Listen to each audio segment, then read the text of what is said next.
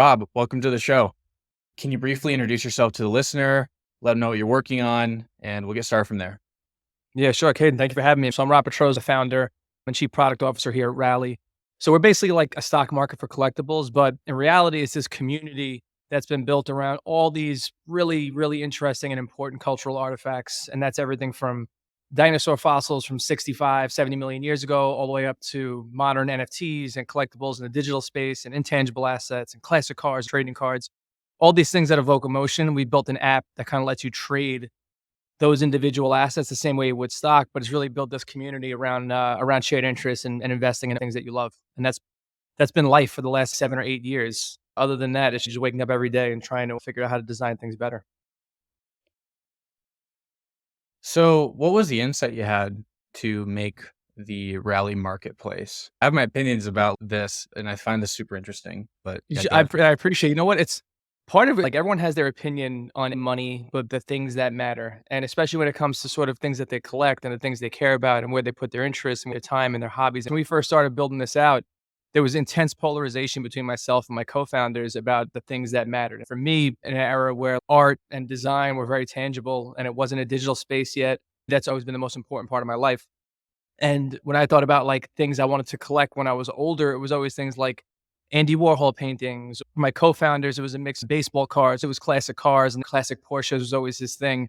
And for us, it was like, all right, my thing's more important than your thing is more important than your thing. But in reality, they're all part of this shared interest that we have as collectors, but everybody has their thing. Everybody nerds out on one thing. So that was kind of like the impetus from a product and design perspective about building something that put all that in one place. And then from the finance perspective, these were things that we knew were important, but owning any of them, the best versions was always kind of out of reach. Because if you wanted to own the best classic car or a Mickey Mantle rookie card or an original Warhol, you had to have money, you had to have connections.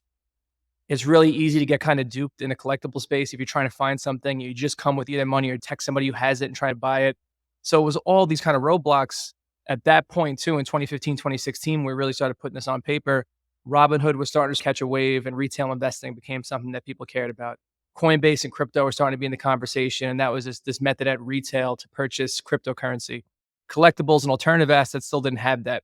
So we matched kind of the interest that we had individually in that polarization that started the conversation. This huge need that we felt like was in the market that for us would have been an awesome way to interact with the things that we cared about. Then we smash those two things together and you start working on it. And then becomes a company and a real business pretty quickly after that. This sounds very similar to the TED Talk that the founder of StockX gave when he was explaining why he started StockX, which was that uh, the sneakerhead movement was basically a unsecured uh, commodities market or asset market. Didn't have any regulating body, but there was forums and websites keeping track of like the value of collectibles. In this case, Jordan. Yeah. He had the insight that there was objects out there that were an appreciating asset. And so he had a similar insight, and that's where StockX came from. I work currently in agriculture. People love their strawberries. Sugar, fun fact for the listener, Peru is probably the largest exporter of like fruit because of its climate. But it's like shoes or anything physical. It's a asset that's worth millions of dollars for only a few days, and it could go to zero if it gets damaged in Yep. transit, right? And so, there's stuff that's sometimes when it's not like a stock certificate, people think like, oh, there's no value in something. But if there's a market and there's raving fans, there is some level of investment into physical objects. I think No, art's the no best question. example.